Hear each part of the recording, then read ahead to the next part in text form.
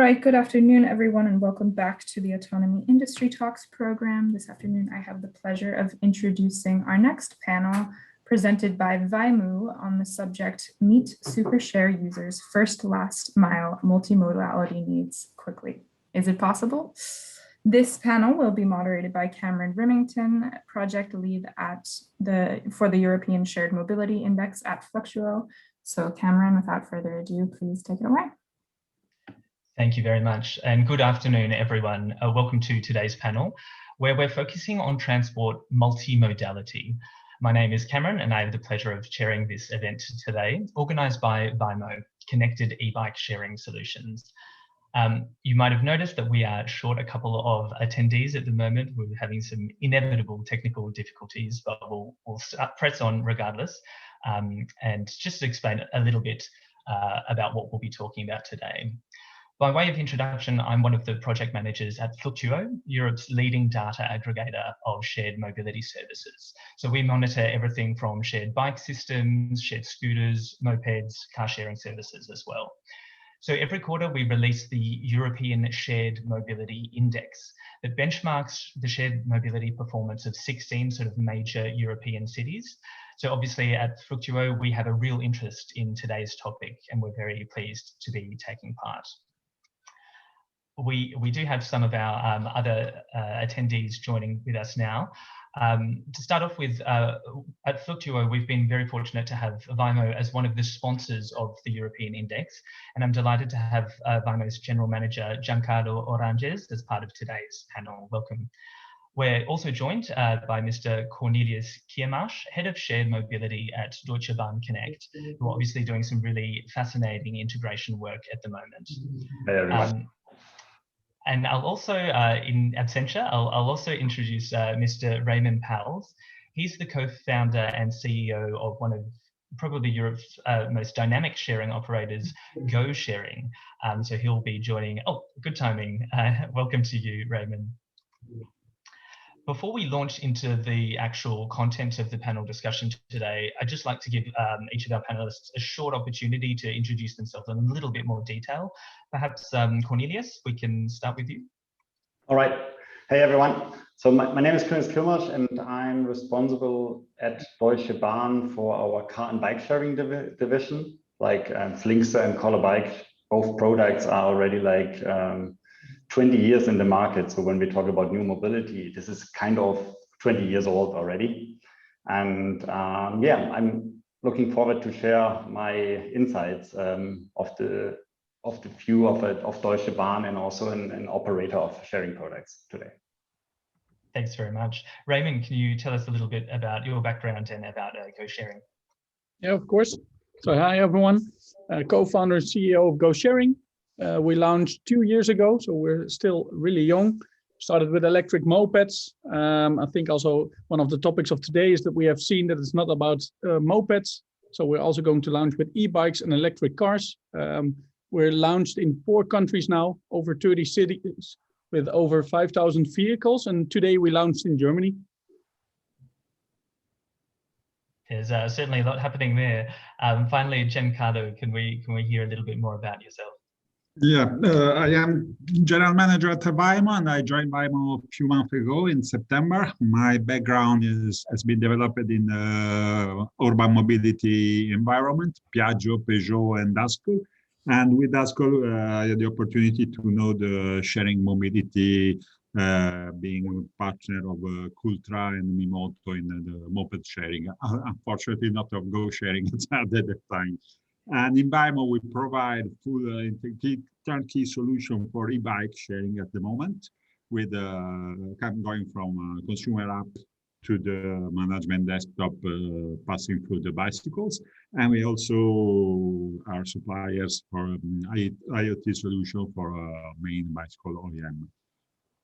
Thank you very much. So as you can see, a huge range of experience on the panel today. To launch into the substance of our conversation, I think we can all agree that we're really living through some pretty strange and incredible times due to the pandemic. And I think one of the effects of the pandemic has been to really accelerate a trend that we've seen developing, as Cornelius said, for a number of years now. I'm referring to the importance of multimodality and the integration of different transport modes, particularly with regard to those first and last mile journeys. Today, we're really going to be talking about a new breed of passengers called SuperShareUsers. We're defining those as citizens who are really moving away from owning their own private car and moving towards the adoption of public transport methods as their primary choice for their daily mobility needs. So our first question is, who are these SuperShareUsers in practice? I'm interested to hear about our panelists' experience with this new group. Raymon, for example, as an experienced micromobility operator, you would have witnessed this change in transport habits firsthand. And I understand you've developed this system that meets this increasing demand for a smart way to move around cities. So who are SuperShareUsers to you, and what do you think their specific needs are? Yeah, I think a good question. During the pandemic, we have seen a big change in what's a user and what's their demand. And a lot of public transport companies asked us to help them in order to keep people going from A to B. And what we have seen is that if you are a super share user, as it's called, it's not always that the electric moped is the best solution. So what we have seen is 4 on 10 rentals are replacing a car rental, which is perfect. But it doesn't mean that you can leave your car behind and leave the ownership of the vehicle. So what we have seen is that we need to offer way more in order that people are going to use it on a daily basis. So what we have seen, we need to add e-bikes in city centers in order to have a higher possibility of having a vehicle nearby. We are offering e-mopeds for the whole region in order to also connect cities to each other or villages around, and also offering the electric cars in order to really replace the ownership that you're normally having. And for example, we also are available 24/7 because we do see that during the night, the public transport is having the biggest problems, and for us, the easiest way to replace. Absolutely. Sorry to cut you off. No. So I think it's the people that are using it on a daily basis. They want a high liability in just knowing that the vehicles are always ready for them. So you need to have a lot of vehicles. You need to be available always. And it doesn't necessarily needs to be the mopeds. That's something for the customer to decide. And I think it's a fascinating question of all of the different ways that we can start to offer this first and last mile solutions through micromobility. I think SuperShareUsers are changing as well. They're now demanding even more by looking for a sort of complete integration with other means of transport, with trains, with buses. I wanted to ask you, Cornelius, Deutsche Bahn obviously has a lot of experience in multimodality, starting with rail, evolving to integrate car sharing and bike sharing schemes. What do you think is the role of public transport operators in integrating new mobility options? And how are you meeting the needs of these SuperShareUsers? That's also a very good question. And also maybe like before answering it, Raymond, I can completely agree with you, with your experience with it, because as we run also bike sharing and car sharing, we see it, okay, availability is key. When you don't have the one option, you jump to the next one. And this also brings to the point that from a transportation company view, you need kind of one app where all means of transportations are integrated. And then we come directly to the question, okay, like the level of integration is kind of, okay, do I only see it in the app, in the mobility app, and then I jump via deep link out to the mobility operator's product, or can I do it with one registration and complete like the full customer journey in one app? And what we see in the market is exactly like two things. One, on the national side, there are a few Free Now is trying to do it, like the deep integration on like a national-wide mobility app. And then we see it in the on a regional level that in strong, like in cities like Berlin, we have Yelby. Like they are working on deep integration with all kind of scooter, all kind of bike sharing companies, car sharing companies, and so on. And long term, so what in our view, what we see is that these regional apps, they will play the strongest role here. And because as super shared users, it's like usually they have a public transportation ticket as a core, and then using the mobility options they have around it. And also from talking about Deutsche Bahn, that's why a couple of years ago we founded Mobimeo, which exactly provides for these regional transportation companies this solution and to have everything integrated. Giancarlo, your VAIMOO is obviously a strategic partner for both micromobility operators, but also the sort of public transport side, the municipalities, public authorities. You've now heard from both Raymon and Cornelius about their perspectives. What's your vision for the future of mobility? How is VAIMOO working towards more multimodal integrated transport? I think that the present of micromobility is exactly what my colleagues described just a few seconds ago. I think we will have more and more people using each day more than one transportation vehicles for both going to work, commuting, going out in the night time, for everyone, everything they like to do. And the transportation will not be anymore from point A to point B, but from point A to B, then to C, and so on, with first and last mile more and more important in the solution to provide to the customer, to the users. I think that public transport will be more and more integrated with micromobility and local micromobility, both underground, trains, and so on. And I think that the private ownership of vehicles will decrease continuously and without any real change in the next future. I think there will be more and more shared and not private owner mobility. What is even important, more important than vehicles in this scenario, is to be able to provide to the customer what we say the one-stop shop. I mean that the integration have to include not just vehicles, but also booking services, payment services, recharging and infrastructure services, proximity station, parking station. I mean, there is an ecosystem that will grow on very, very quickly to satisfy the SuperShare user needs. I think, as you said, that all the players can play a very, very important role, because all of them knows very well the clients and the markets, and also all of them gets a very important knowledge of such aspects of the business. What we want to do as VAIMOO in this context, in this scenario, is to supply a turnkey solution to every kind of operator. Our aim and our goal is to be partner of public transport operator, private sharing mobility operators, and even governments for setting up the rules and layout for playing this kind of activities.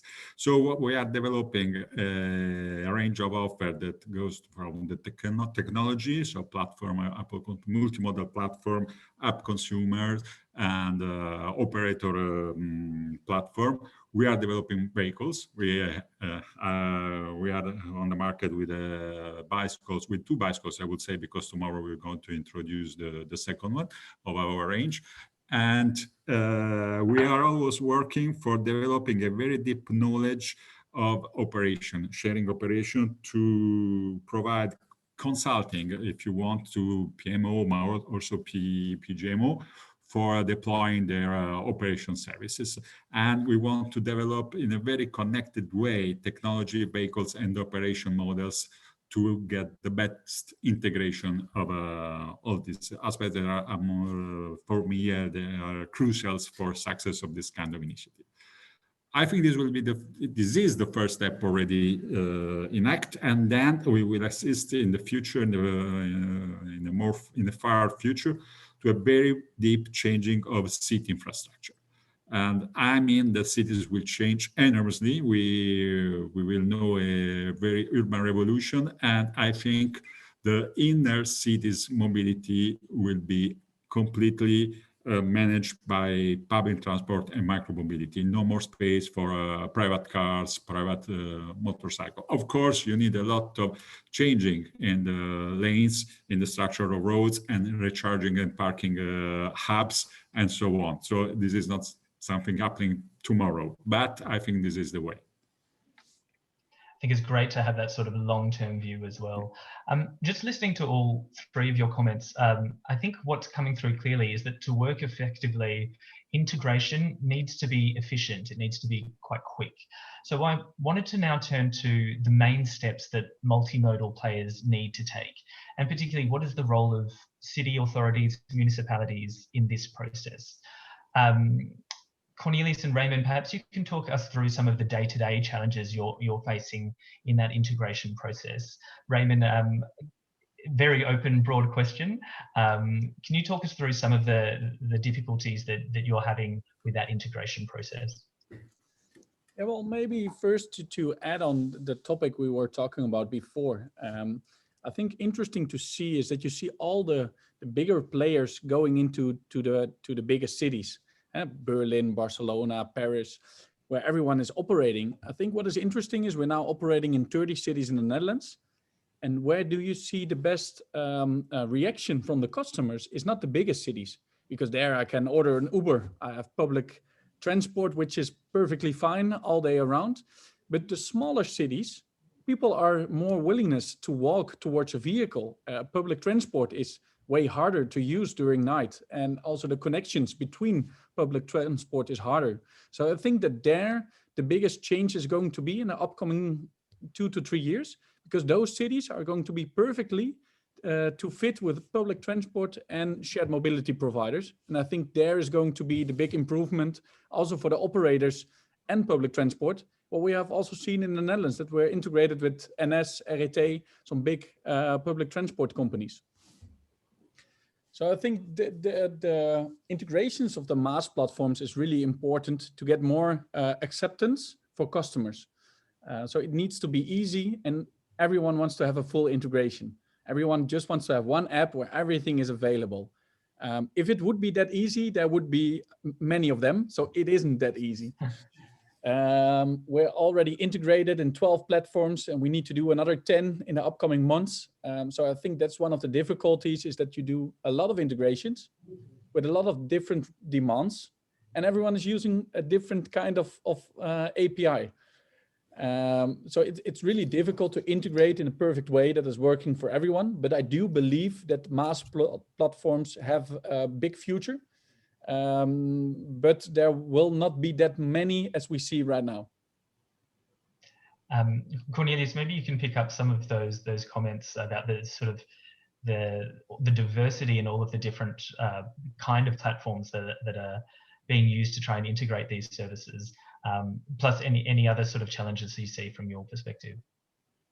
Okay, now maybe starting from, as we are an operator of car sharing and bike sharing, and for both products, we are, as I mentioned, we are quite mature, 20 years in the market already with a lot of experience, and now shifting, like we are in a transformation phase, going to a new technology. And when you shift to a new technology, you also need to take care that your APIs are then still working. So we have to renew it here. And for all our mobility apps where our car and bike sharing is already integrated, it's kind of, we are working on the new interfaces here.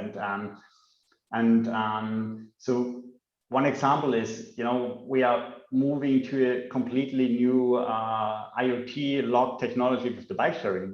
Well, you have that with QR codes and some other options to open the bikes, and these need to be fulfilled fulfill also through the app that a MaaS platform can,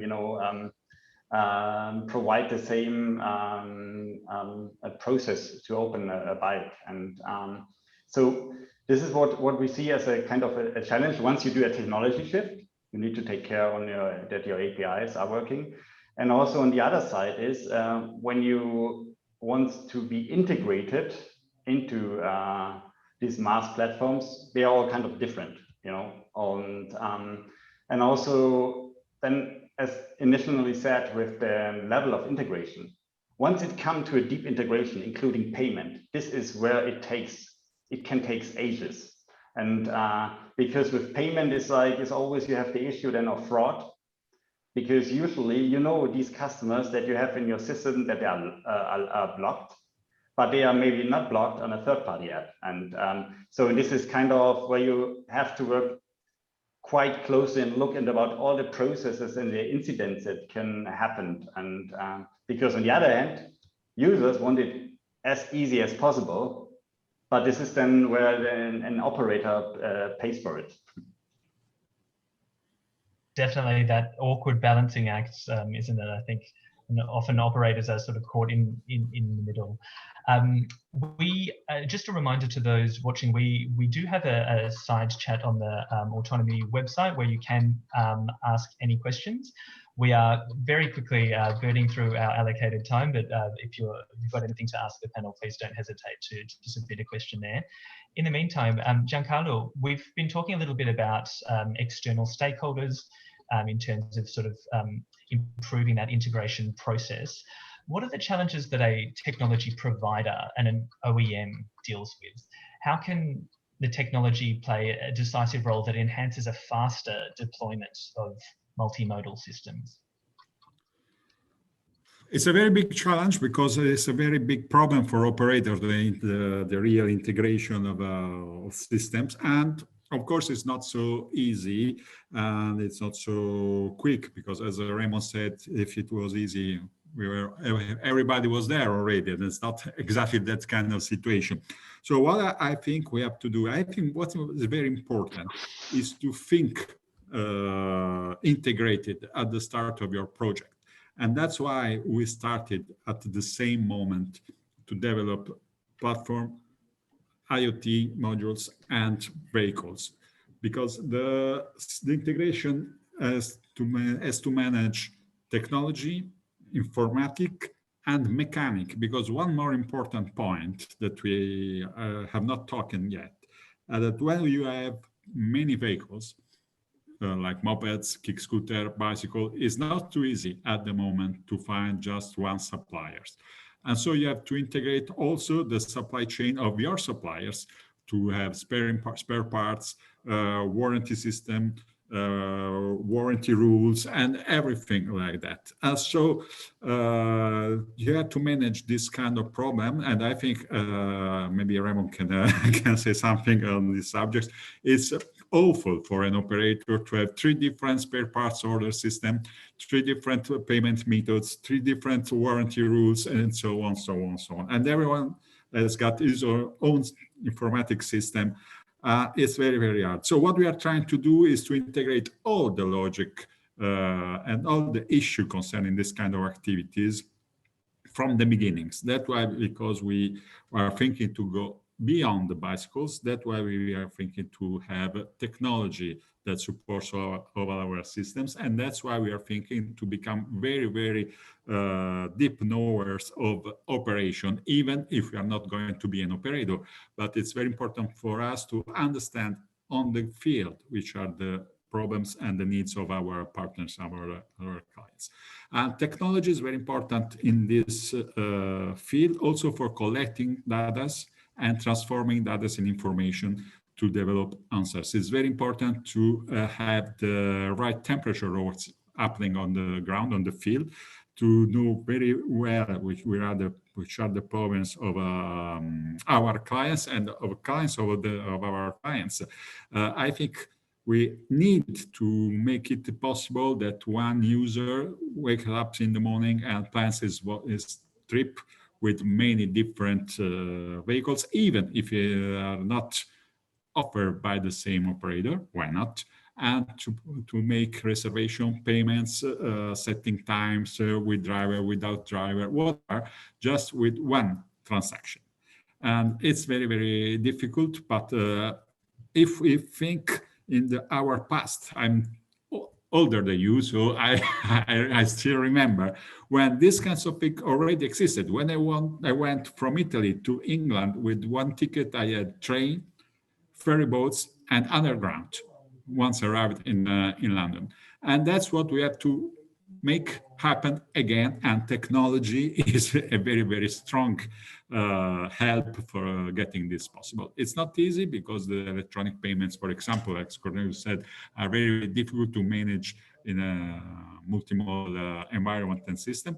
But I think that the only way to give the right answers to the very important needs of a SuperShare users. So I think that we have to strive to get there very, very faster. And I know before everyone says to me, also in a cheap, very easy, scalable way for our partners.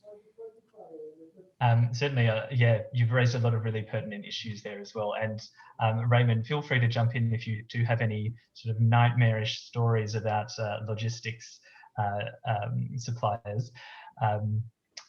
We do have an audience question though. It's sort of more around charging infrastructure and electric vehicles. What role will a seamless charging infrastructure play in order to ensure a multimodal solution and the best availability of e-vehicles? It's obviously something that cities around the world are trying to grapple with as well. Perhaps, Raymon, you'd like to comment first on this idea of electric charging infrastructure and how that could help or hinder. Yeah, I think a really important one, also from the topic before, the service and maintenance is really important. And it's really hard to keep focus if you want to do maintenance and swapping batteries and servicing, repositioning.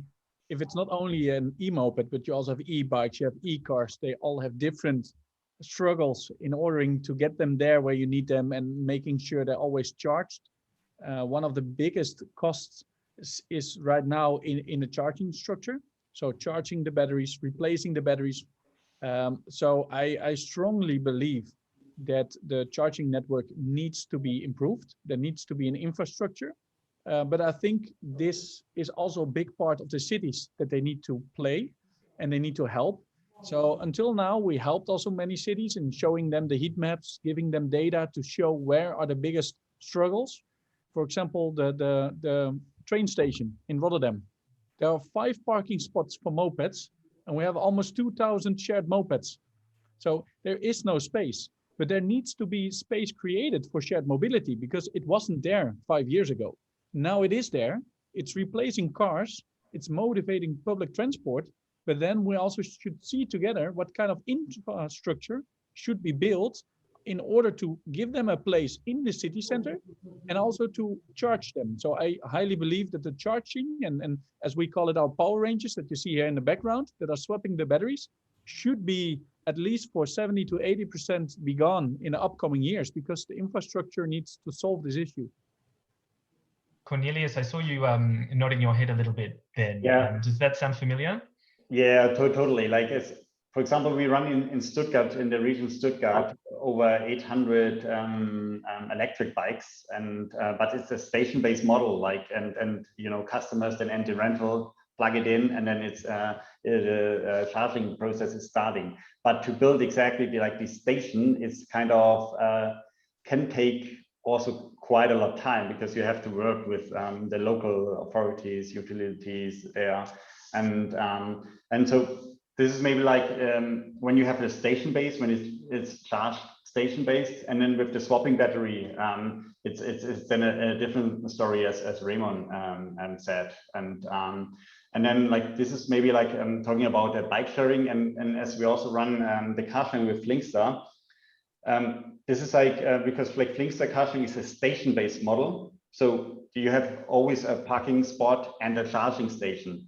But you have to take care as an operator to find you know, a parking spot, then build the infrastructure for charging, and so from the investment point of view, it's quite a lot when the local authorities or the city itself do not provide charging infrastructure. And then it comes to the point that, because like we run it in over 400 cities in Germany with partners and our own vehicles, and it's kind of in every city it's a different story then, and so it's not kind of a national-wide approach, so it's more a local thing. Giancarlo, you're listening to some of these challenges that operators are facing for the e-charging rollout.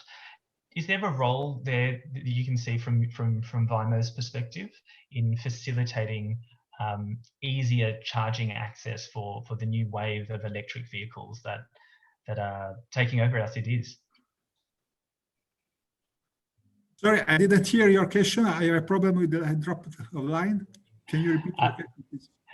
I was just asking whether, from VAIMOO's perspective, how you see this question of electric charging infrastructure impacting shared mobility.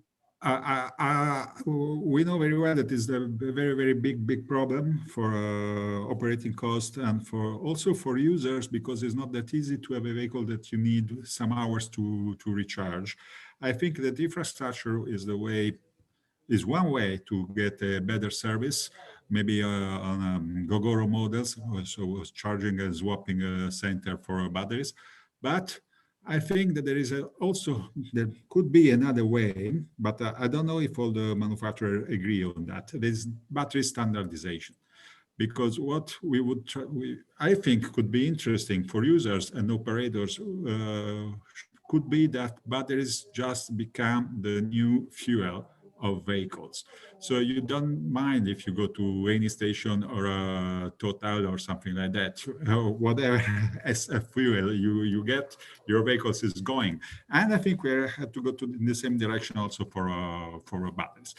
Of course, we need, first of all, to develop technology inside VAIMOO to supply the same batteries for all the vehicles we can propose to our partners. There's someone who is already thinking about this, is already making this between bicycles and kick scooter. But maybe in the future, we could imagine also that different manufacturers will develop standardized batteries. There are already some platform working on that in the automotive environment, cars manufacturers, I mean. And I think it could be a good solution. Of course, maybe we should accept to not supply the full vehicles, but just the frame and the body of the vehicles. But I think it could be an interesting option and solution for these issues, because it's true what Raymon says. Nowadays, operating costs are terrible for the operators. There's not the same standard there is not even the same standard for charging methods and technology in the mopeds and bicycle environment. So I think we need to give some answer. And I think that also on the point of view of private users and final user in a way, this kind of issue is still the more difficult, because with sharing mobility, they take off the problem on their management, the problem of charging batteries, and it is all demanded to the operators. But I think that we have to involve the users also in this kind of management, because I don't think that these kinds of costs are acceptable for a long time yet. So there are so many topics to work on. That's like Raymon says, 5 years ago we were not there, so the way to go is still very, very long, and we have a lot to do, a lot of things to do. I think that's something everyone will agree with. It's interesting you raise this question of standardization, because we've got a related question on that, and something that I was thinking as well when we're talking about lots of different APIs, lots of different ways to try and integrate mobility as a service. Do you ever see a moment where there's going to be some kind of standardized form for this kind of integration of mobility services. One of the questioners has asked about the Tomp Api Initiative. I'm not sure whether people are familiar with that, but maybe just reflecting on this broader idea of having, instead of one battery to rule them all, maybe one API to rule them all, a standard for industry. Raymond, any thoughts on that? Yeah, so I know the Tomp API. It's, I think, partly built by the Dutch government, and it's highly being pushed as being a standardized API. I am a huge fan of having a standard API. I think it should be there tomorrow. It would save a lot of cost of the tech people that are hard to find and not the cheapest. The difficult part also with the Tomp API is in the Netherlands, all MaaS operators are talking about Tomp API. But still, the Tomp API is not on a level 5. It's just a level 2. It's just a basic integration where people try to make it a full integration. So even with the Tomp API, every integration is differently being done. Every backend is differently, and still you have a lot of work to integrate. So I think it has to be standardized because we need to do too much integrations to do them all differently. So yeah, I'm a huge fan, but I think it's really hard to make a standardized API for e-bikes, for kick scooters, for different kinds of operating. If it's station-based, free floating, different payment terms, it's really difficult to get one master API. But we're also pushing in trying to get it more easy to do more integrations with less work. So yeah, why not? Yeah, and I think maybe as a first step could be a standardized process for station-based car sharing, for free floating, bike sharing, or scooters, and this could be the first one. But as you said, like depending on the level of integration, like but the toughest part, as said, is really how do we manage the payment thing, and because as we are right now also renewing our APIs, and we look into different in the German market, into the different MaaS platforms, and trying to have a generic approach with our API, so in order to not change it all the time. Are you an optimist? Do you think the industry will ever get there, even if we're just talking about station-based bikes or station-based car sharing? Will there be one united API, do you think, ever? Cornelius? Good question. The same question as the batteries. Will there be one standard?